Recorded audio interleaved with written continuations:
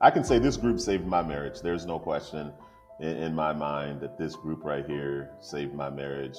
The small gesture that I know Andrew thought it was a small gesture, but it was huge.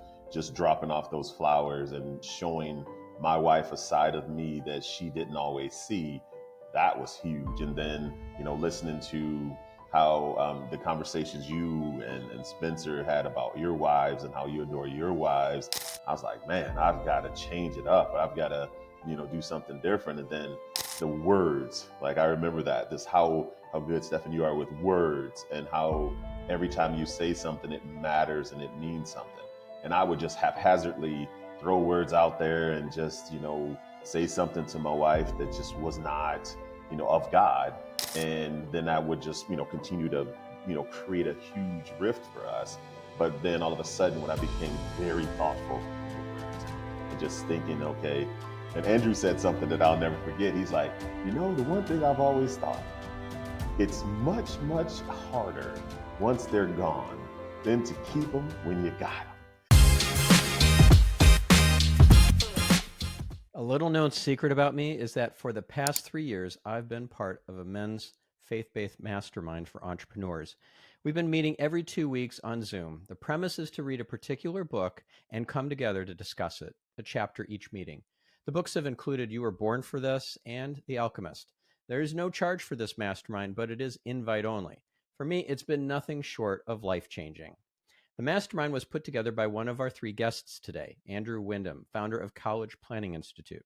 How I got invited was truly miraculous, divinely orchestrated without a doubt, as you'll soon hear. Other founding members included Dr. Angelo Brown, university professor and president of Shepherding Leaders, and Spencer Shaw, founder of the podcast production company Podkick.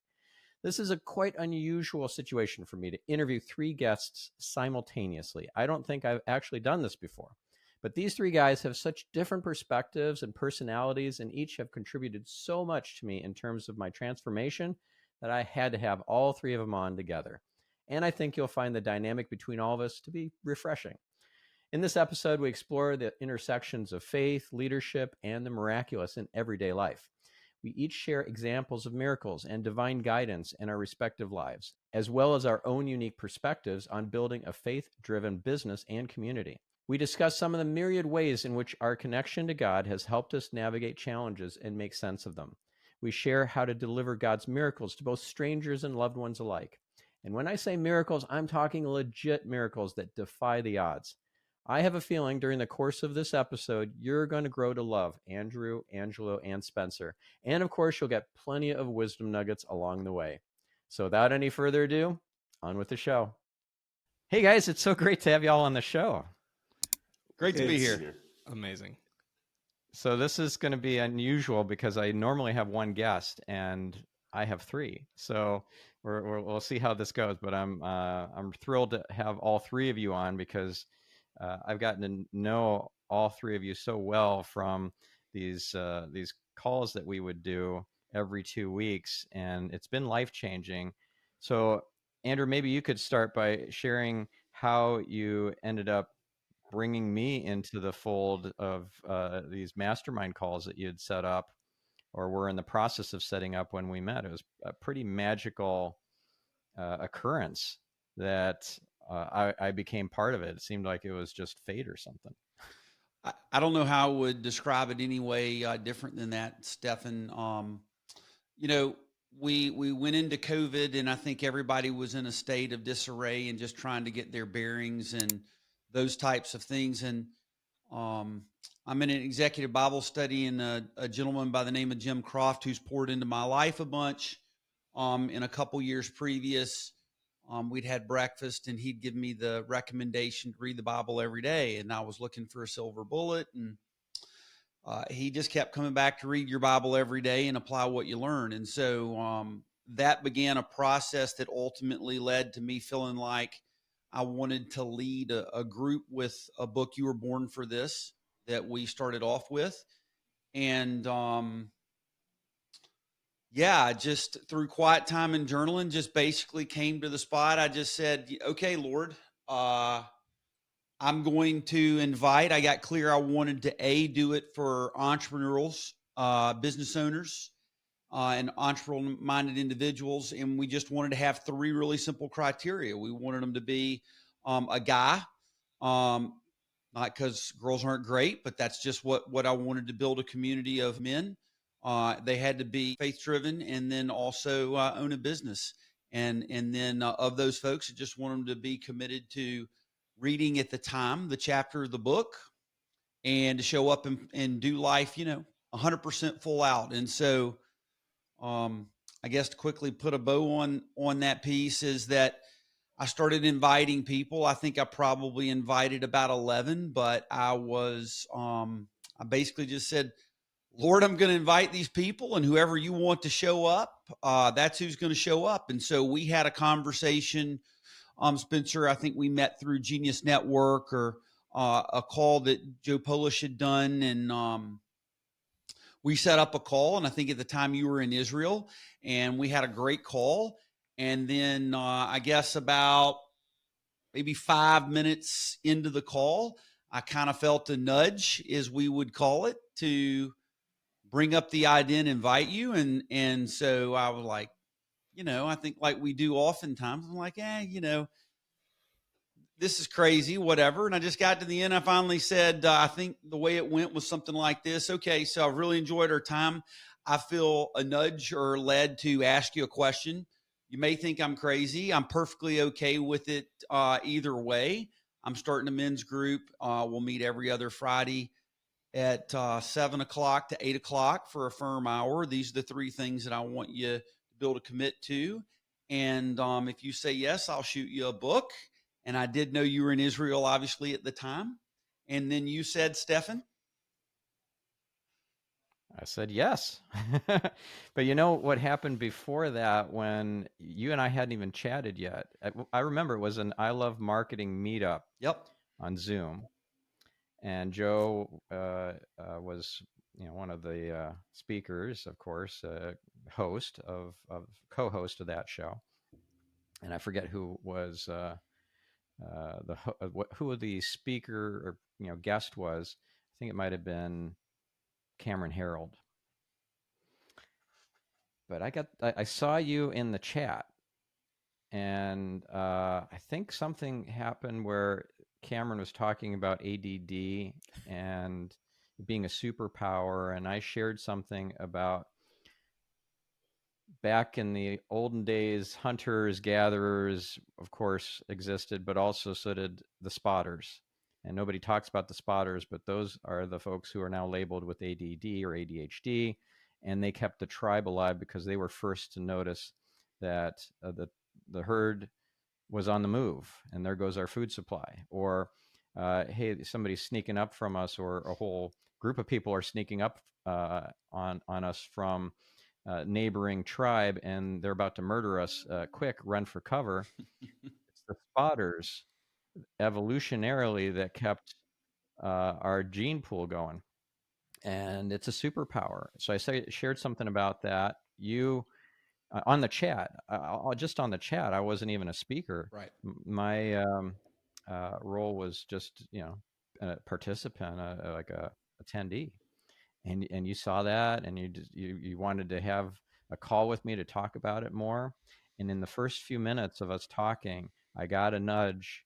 Well, first of all, I don't say yes to everybody who says, "Hey, I'd love to talk more about that. Can we get on a call?" But I felt like I needed to have that call with you.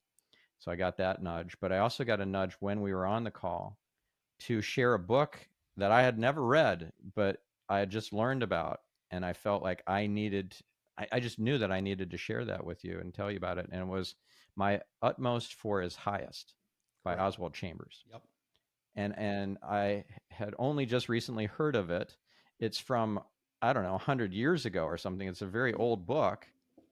And you're like, dude, it's right here on my bookshelf, and I just read it for the 3rd time, or whatever you said about it. But it was like, it was profound for you. It was like, this is a confirmation, I guess, maybe for you, or some sort of sign that, hey, this guy is somebody I'm supposed to invite into this men's group. And it was just, clearly, I think for both of us, that it was meant to be. And we're a soul family.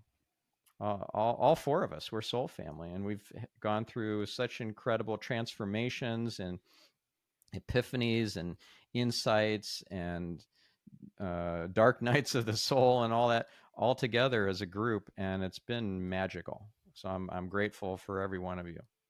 Well, and I think we also have over time coined the term or co-created the term synchronicity, that nothing happens for coincidence. So I also remember at the time, Stephan, you shared that you had a long-term client for close to 2 years that had canceled in the recent past, that freed that time up that you wanted to confirm before you made an absolute commitment to join, that time was open, and you went and did that. And so I think that's that, our meeting, all of the things that unfold in our life, I think collectively our time together, for me personally, has at least made me significantly more in tune, aware, and actively seeking what the Lord's doing, and what our role is within his plan. So, yep. Yeah. And speaking of our role, we can really up level that and volunteer to deliver God's miracles. And that's the premise of the first book that we read together and started discussing from Bruce Wilkinson. And I just want to acknowledge all three of you guys for really stepping up and being great volunteers to God for your incredible, um, you know, I don't know, miraculous events, and just been amazing. And one of my favorite examples of that is from you, Angelo, when you were at that diner. Could you share your story about the $109? Yeah, absolutely. And I think I want to share another thing really quickly is that I didn't know about Toledo, but my mom was born in Toledo. University of Michigan, absolutely my heart. Certificate from there. Love that team.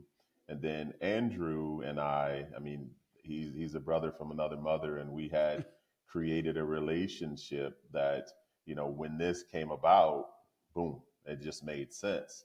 And then I think Spencer, he's just he's a better version of me, right? He's the guy, he's the me that's doing what I wish I was doing what he was doing. But anyway, that's why I love you guys, and I want to make sure that I say that in the beginning, give you your roses and your flowers now, because you guys changed my life in so many different ways, and I'm certain we'll talk about it a smidge here, but we can talk about it obviously off camera as well. But yeah, so the diner. I remember that we're reading this book, and I wanted to be a part of a miracle, and my life was kind of in disarray a little bit because I was going through some struggles with my wife, and her and I just couldn't get it together. We weren't really jiving as a married couple, but I had a chance to be with her and had a chance to go and get something to eat. And I remember sitting there, and from the book was like, hey, there's God's going to use, there's three different things that happens, right? So you have, God's always working and telling us that there's an opportunity. We got the Holy Spirit, and then he's going to use a person to help someone. And I was that person in this particular instance where I just knew that every dollar I had in my wallet, I had to give to this waitress. And I didn't want to, because that was all I had. And I'm a pretty tight dude when it comes to money. But I just felt in my heart, I knew the Holy Spirit was saying, you're here. This is what you're supposed to do. And I remember when I gave the money to her and said, hey, I don't want you to, this is yours. And I remember saying that. And she just looked at me, and just tears started to fall down her face and her cheeks. And she was like, I can't believe this. And I think for her and for me, everybody, it was just, we knew that God existed. And we knew that, to, go back to what Andrew said, that, nothing just happens. This was all aligned by God. And it was the perfect moment. And I'll never forget that moment. I talk about that moment in some of the leadership conferences I've been to. And when I get a chance to speak, I talk about that moment. And I talk about how God can use a woefully inadequate vessel like me and make a miracle. And I know that that waitress, and I've seen her since because she works at the local diner that I go to because they have huge cake. And don't judge me about me eating my cake. But so I go there often and I see her, and you could just see that she's lighter. You know, she's walking around with a different glow. And it's all because God used me to help him do a miracle. And that to me is just crazy that God can use someone like us, like me, you know, to do that. So there's something that you left out that makes this mind-blowingly non-coincidental, and that's the significance of $109. Yeah. So you shared with us when it happened that one of the things you said to her before you handed it over, while you were handing it over, was, "How does $109 tip sound to you?" And then she started sobbing, and she showed a text message exchange between her and her mom from that same day, from that morning. Yeah. And her mom was asking for a certain 109. amount of money Yeah. for some medicines. Yeah. And how much was that? $109. $109. Yeah. Yeah. Yeah, I forgot that. See, Thank you for that. I that's forgot the that part. important little detail Yeah. that makes this so much more magical and miraculous. Yeah. It wasn't just that you changed the course of her life and her faith and reawakened her faith, the waitresses, and probably her mom's too, Yeah. but also that this was a coincidence. Yeah. Yeah. I think what it did for me, honestly, what it did is it reawakened my faith because, you know, going through the struggles with my wife, you know, I remember just talking to God and just saying, man, are you real? Do you exist? And I think that's real. I think we oftentimes have that conversation. And then to see all these pieces kind of fall into play, I mean, that was obvious. That was obvious. Yeah. Amazing. Yeah. Yeah, it is. Amazing. So thank you for sharing that with our group and now with the world through this podcast, because we don't know who's going to listen to this or watch the video, but somebody who's meant to will receive this in a way that and at a timing that is perfect for them, so that this miracle can continue. Yeah. So I wanted to loop in Spencer here, and you have had some miraculous occurrences, and you've delivered some miraculous things into other people's lives. What's been the most impactful thing that's come, or maybe just one example? It doesn't have to be the most, but something that's really that sticks out for you that happened because of the book and our meeting every 2 weeks and the kind of conversations and accountability that we've provided each other. So I'm going to use a phrase that I picked up from you, which is, why is this playing in your movie? That rattles around in conversations weekly with my wife and I. And I'll take that phrase and stage it with what happened from us first getting together and having what they call a God pocket. So the God pocket is having money that's set aside that is for others. It's not my money, it's God's money. This is to go and do some good. What happens is it shifts the responsibility for what I'll say it this way. When we're humanitarian minded, we have our money with us and we'll go and maybe look for opportunities. And then depending on our mood, our generosity can swing and filter. When you have a God pocket, it's not your money, it's God's money. And so you're tasked with the challenge of being receptive to the promptings and being the facilitator. That's a big difference. And so those two pieces of me being forced to be receptive and to say, why is this playing in my movie, is absolutely pivotal and a change that's happened in my life. And I've got so many stories where the God pocket has been used, and I look at it and I think this never would have happened had I not been aware. And they needed it. I just happened to be the person that helped facilitate it. It wasn't me, wasn't anything else other than I'm the other end that got to be a part of that experience.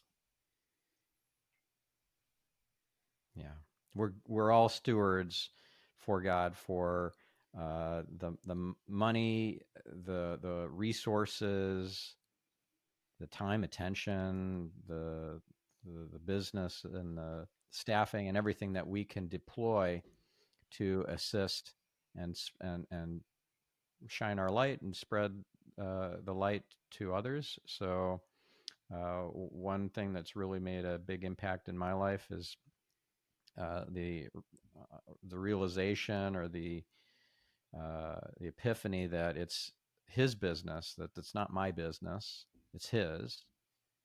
I remember learning about making God your business partner from a previous guest, Curtis Lee Thomas, and he had just really impacted me with that story. And I'm like, I want God to be my business partner too.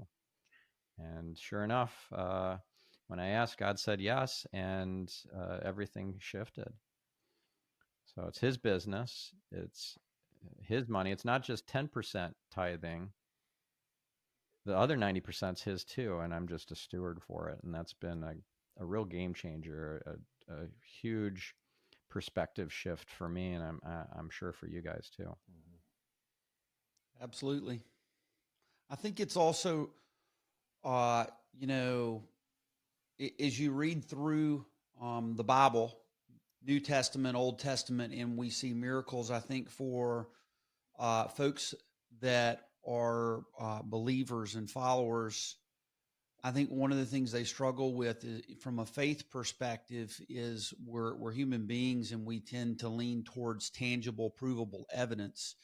And I think what makes Bruce's book so meaningful, and why I decided to start a group with it, is because I wanted to be able to be a part of a community that was actively living their faith on a day-to-day basis. And one of the things that I've done more of, and each of you have helped me personally, is journaling and keeping up with what's going on, because I think so often we literally have miracles every moment of every day, and it's just our lack of awareness and capturing those and celebrating those. And we're called to celebrate our blessings, or we lose them. And so you know, as we've spent time together over the years, we've gone through our ups and downs, and I think there's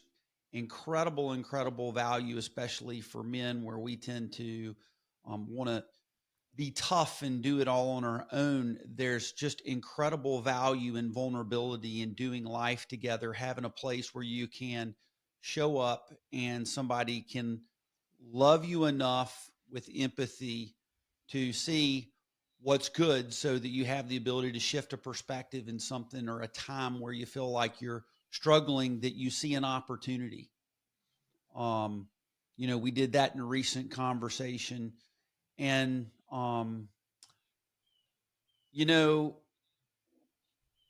we all need a mat carrier at some point in our life. And how often do we have somebody who would carry our mat when we're not able to carry ourselves? And I just think that's an invaluable piece that I've gotten out of this group. And I would encourage anybody who's listening. There's just so much power in a community of faith, but also somebody who loves you. And I think the other really cool part about this is, because I was just ultimately the conduit of pulling all of us together but we have so much more in common. And in a time in our world where, media and culture and all those things want to point to all the differences. I mean, you look at where we were, and who we are and how we do life. We all four do life significantly different, but yet so similar in so many ways. And I just think that's just such a cool thing. It is. And if I could share something too, I remember in 2021, I actually went to the hospital because I had COVID pretty bad. And one of the things that was happening during that time is my wife and I, we were, trying to get back together.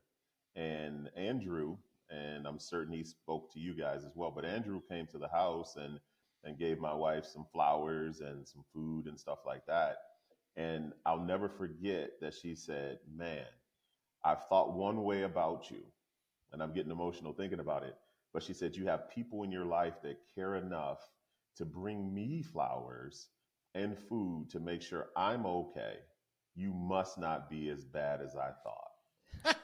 And I just laughed and I said, "Okay." But what a cool thing to know that there's men in your life that care about you enough to make you look good. Or to bump you on the head when you're not doing stuff you ought to do, right? Well, that as well. That as well. Yeah, that tough love, that's always good. So one Bible quote that was mentioned, and you were born for this, the book by Bruce Wilkinson, is Isaiah 6:8, and it's, "Here I am, Lord, please send me." And I don't know if I've shared this with you, but I've incorporated that into my morning ritual, my morning routine, where I'm doing my affirmations, my prayers, my just connection and meditation and all that. And I envision myself at the feet of God, just like Isaiah was, interrupting a heavenly board meeting or whatever, and just holding my hand up and saying, "Here I am, Lord, please send me," so that I'm volunteering to deliver God's miracles, and not just passively waiting for that to appear. And I do that on a daily basis. So I don't know what your guys' morning routines are, or if you've had any big, impactful additions to your morning ritual, but that's one of mine that I really love.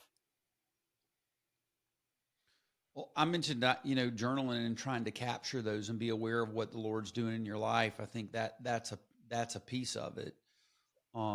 So I would definitely say that's a piece of a regular ritual most mornings that I do, that is a combination of, he nudges, or he suggests in the book that, capturing what's going on, and I've heard people before say, "Hey, you should write down what you pray for and keep track of the prayers that God answers." But I think this book, and then just the habits and rituals, kind of like your morning routine, Stephan, for me, really galvanized or solidified that for me.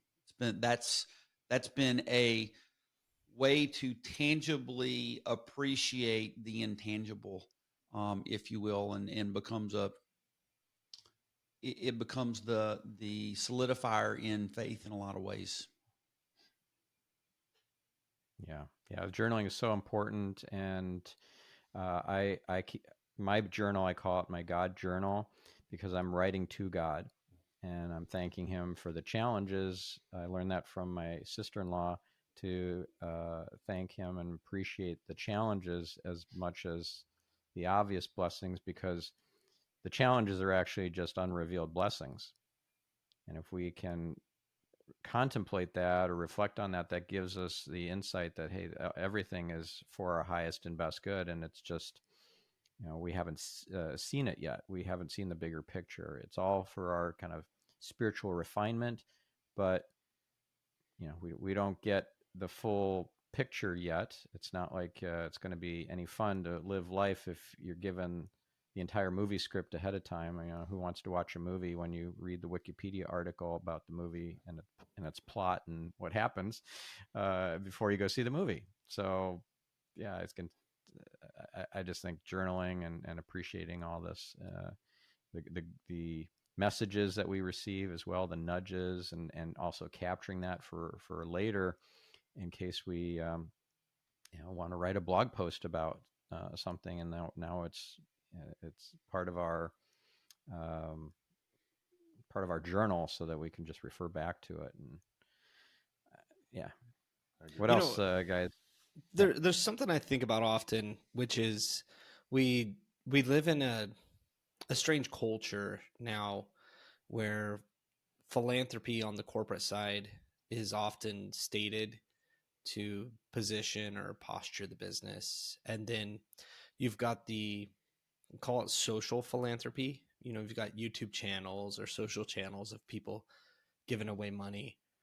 Uh, what we've done wasn't to document or, you know, show the world. And we've come to these Fridays and we talk about things we've done, and we can journal about it and we can share about it, but it's a shift in perspective, meaning we layer on. We'll sit there and say, God nudged me here, and here's how I was able to contribute. And we have a conversation, and then it's as though we get to see the behind the scenes movie script. And oh, okay, I get that. Or us hearing about Angelo working a miracle with the waitress, and then now I look at it and say, okay, there's someone that I'm going to find today that I can perform this small miracle. That's different than doing it for recognition of the world. Yeah. And step 5, that's super important. Step 5 in the process that Bruce teaches in the book is to transfer the credit. Like, oh, yeah. Thank you. This is so miraculous and amazing. I can't even believe this happened to me. Thank you, thank you, thank you. And it's like, hey, it was all God. You know, we're all just messengers. It's not about me. It's about you and your relationship with God. And so, you know, it could have been anybody. It just happened to be me that delivered it. It's not about me. It's about God. Yeah. There was a So recent important story that I can think of. This one happened a month ago. I was in Buenos Aires, Argentina, when we went to a restaurant, and immediately I made friends with the owner of the restaurant. And the menu was huge, and I didn't understand everything that was there. So I just said, bring me out a bunch of food that you think I would like. That was my order at the restaurant. He goes, okay. And so our family's sitting down, and he brought out a bunch of food and a bunch more food and more food and more food, to the point where it's like, we can't eat all of this. So we packaged it up, and our next activity was to go to the park. And I've got this bag of food. So we get into the park, and there's thousands of people. And I said a prayer. I said, God, someone needs this food. Lead me to the people that need this food. And we walked, and I'd see people to the side. There was no confirmation. And I'd see other people, no confirmation. And I walk up, and I see a family, a husband, a wife, and a little kid. And they were selling, I don't know, some kind of like candies or something like that. And the prompting was, that's the family. So I walk over, and I had to position it. I said, hey, we went to a restaurant, and they gave us too much food. Would you mind doing me a favor? I said, we're doing an activity right now, and we can't take it with us. I want to share this with you. And he goes, my family needs food.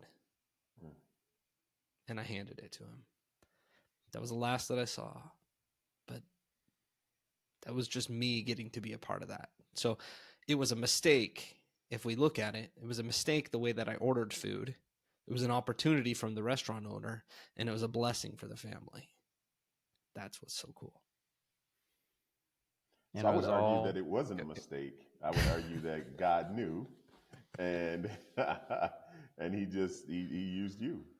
because Yeah. you don't eat as much as I do. So that, he knew if I was there,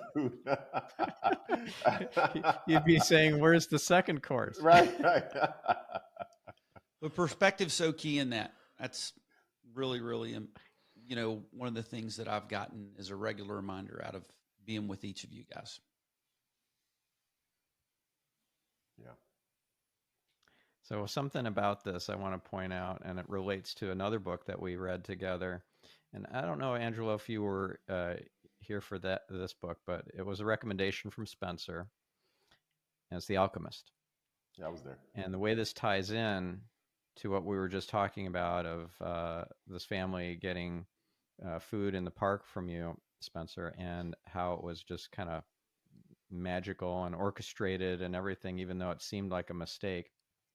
It wasn't a mistake. It was on purpose. It was all by divine providence.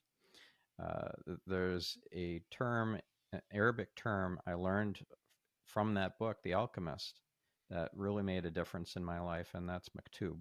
Maktub means it is written. It's in the Quran, but the way I learned about it is from The Alchemist book by Paulo Coelho.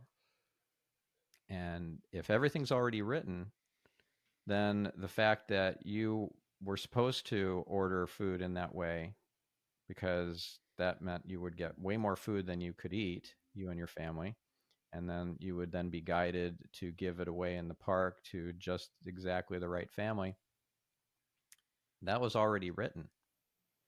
Now, some people might say, well, where's the free will on that if everything's already written?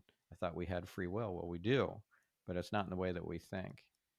It's in the moments in between. I learned this in Kabbalah from one of my teachers, that if you pause and you rein in your reactivity and you get off of autopilot mode and you do something really uncomfortable, you can jump to another timeline. Now, I didn't describe it as a new timeline, but everything is already written in the timeline that you're in, but you can get a business class upgrade.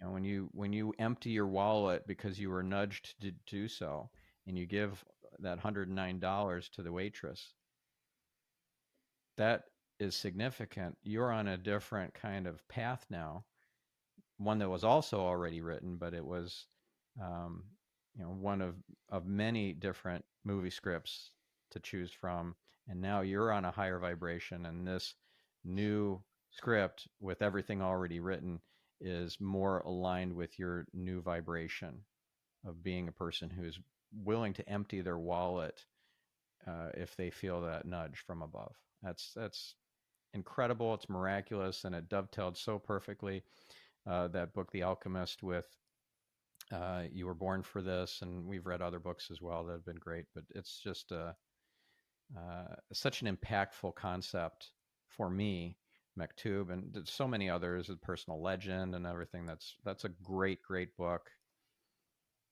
So any other comments about that? I'd like to make a comment about what you mentioned about the higher vibration and just how things seem to, like, once you're open to something, it just seems to occur more.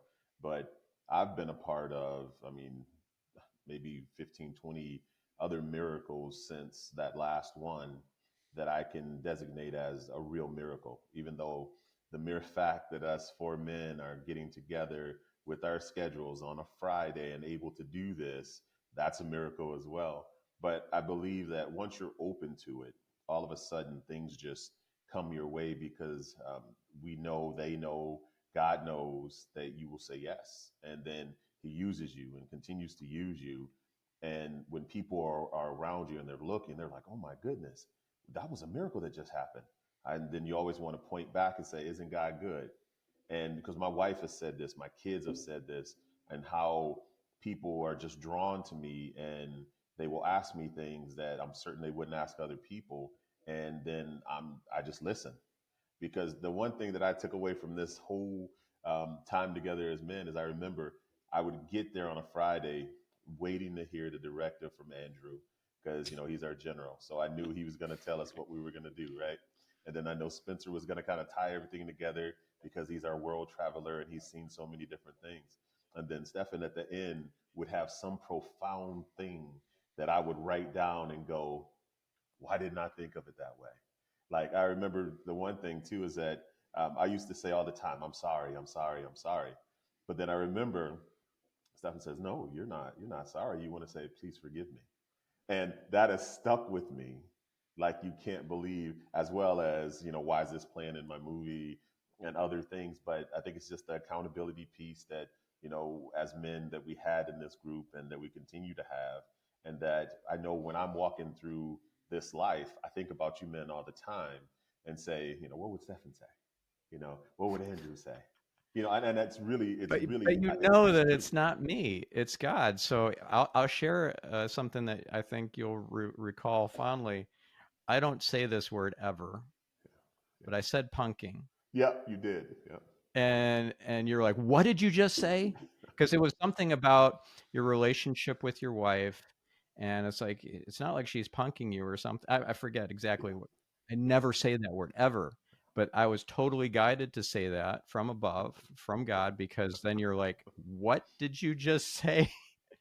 My wife tells me all the time, Yeah. or accuses me all the time. Are you punking me or something like that? Can you Yeah. uh, share more about that? Absolutely. So I remember it was, I have I struggle with pride a little bit. And there's times where, I would have interactions with my wife. We've had conversations and stuff like that. And so we had gotten to the point where there's one particular conversation we had where I wanted to respond a certain way because I wanted to have the masculine Angelo come out. But she didn't need that, nor did she want that. And so as we were talking, I'm sitting there having this conversation with her, and I'm thinking this whole time, that she's punking me. So it was really that she was punking me, not me punking her. And so I said to her, I was like, why are you punking me like this? Because that's how I talk, and that's what I would say. And then you and I, we had this conversation. We were in the group, and then you said that, and my mind was like, there's no way that Stephan would know anything about this conversation, that he would even have heard that vernacular coming out of my mouth because I didn't talk like that with you guys. So that was just so shocking to me and so surprising to me that you were able to, or that word came to you, because then I knew, again, another miracle, that I was exactly where I was supposed to be. The connection was exactly what it was supposed to be, and God was still in charge. Yeah, and the only way I knew about that word was there's some MTV show called Punked or something like that, and that's really the only exposure that I ever had to that. Not that I watched that show, but I just knew about it. Yeah. So yeah, it reminds me of how we learned in the book "You Were Born for This" about the guy who went to one of Bruce's seminars, and then the next day he's at the construction site at his job, and some guys. Complaining about his marriage or whatever, and normally this guy would politely excuse himself or find a way to get busy with something else. But this time he just listened and listened, and then when he got the nudge, he shared the most profound thing that doesn't sound profound, but it was, you need to go home and make your bed. And the guy listening, hearing that, who was having marital problems, he's like, how could you possibly know that this is one of the biggest triggers in our marriage that she just hates? I just leave messes, and I especially don't make the bed, and it just drives her nuts. How did you know? I'm going home right now or during the break, and I will make the bed, and she will come home to a made bed before, when she comes home from work tonight, and probably saved their marriage. Yeah, I Amazing. can say this group saved my marriage. There's no question in my mind that this group right here saved my marriage. The small gesture that I know Andrew thought it was a small gesture, but it was huge. Just dropping off those flowers and showing my wife a side of me that she didn't always see. That was huge. And then listening to how the conversations you and Spencer had about your wives and how you adore your wives, I was like, man, I've got to change it up. I've got to, do something different. And then the words, like I remember that, this how good, Stephan, you are with words, and how every time you say something, it matters and it means something. And I would just haphazardly throw words out there and just, say something to my wife that just was not, of God. And then I would just, continue to, create a huge rift for us. But then all of a sudden, when I became very thoughtful in the words, and just thinking, okay, and Andrew said something that I'll never forget. He's like, the one thing I've always thought, it's much, much harder once they're gone than to keep them when you got them. And I'll never forget that, because that was so true. And it's profound. It's very straightforward, but it's very profound, because I think about those things as I'm about to say something to my wife now, and it's helped. Yeah. Yeah. We've all benefited from this group and from our brotherhood and fellowship, but we've also made a ripple effect into the universe. And it's all by design. It's all maktub. It's already written. It is. We're a soul family, and it's a miracle itself to be able to get guys together from out the world, to be able to do this. Yeah. Amazing. So I know we're out of time, but any last word of wisdom that any of you want to leave our listener with? I would just say, too often we fail to put our unconditional yes on the table. And for me, that was to build this group, and the blessings have been infinite and continue. We've been getting together for close to 3 years. Number one. Number two, I think too often we seek to be in control versus to be aware and to respond. And number three,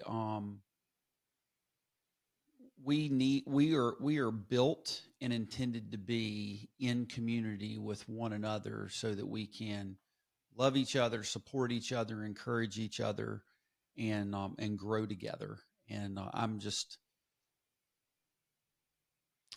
incredibly grateful for each of you and that opportunity and the impact you've made in my life, and the indirect impact that that's had in the lives of the people like my sons and my wife and my family. I'm a better human being because of the Lord putting each of you in my life, and I'm thankful. Yeah. I love you guys. I think that's a big lesson itself for grown men to be comfortable, confident, hopeful, and to be able to say that they love each other. That is something that the world has forgotten, and I genuinely love each and every one of you. Thank you. And I agree. I love you guys. I love you guys tremendously. And there is very obvious things that you guys have helped me with. I mean, my marriage, me being a better father, me just being a better man, my business, all these different things have improved because I've been a part of this group. Accountability, letting go, really saying that, hey, God, you're in charge, and meaning it. And then knowing if I had to call one of you at 3 o'clock in the morning, I mean, we're all in different time zones, but if I had to call you at 3, I wouldn't hesitate. And I know that if you were available, you would answer the phone, and your first response would be, Angelo, what can I do for you? And I know that, and that to me is powerful. It sustains me. I know I stand on the shoulders of giants, and you're some giants that I'm able to get propped up by. And I appreciate each and every one of you for different reasons, but for the same reason. And like, Spencer said, man, it's really cool to say, I got some brothers who don't look exactly like me, but they are my brothers for sure. Beautifully said, all of you, and it's all miraculous. It's all beautiful, and I'm so grateful for each of you and for you as a group, collectively. And I'm also grateful for my listeners and I just think it's all unfolding the way it's meant to, and just relax and let it happen. Let go and let God. Yeah. All right. So we'll wrap it here. If we want to share in the show notes, social links, and websites and all that. If anybody wants to get in touch with any of us, we'll do that. But yeah, love to you guys, listeners and viewers. It's meant to be that you're listening to this now. We'll catch you in the next episode. I'm your host, Stephan Spencer, signing off. If you want to hear more conversations like this on faith and leadership, then I recommend episode 357A with me and Orion Talmai, my wife, episode 394 with Daryl Eves, and episode 437 with Jennifer Lyle. Also, I invite you to check out the show notes, transcript, action-based checklist, and all the URLs mentioned in this interview with Andrew Windham, Dr. Angelo Brown, and Spencer Shaw at getyourselfoptimized.com/463.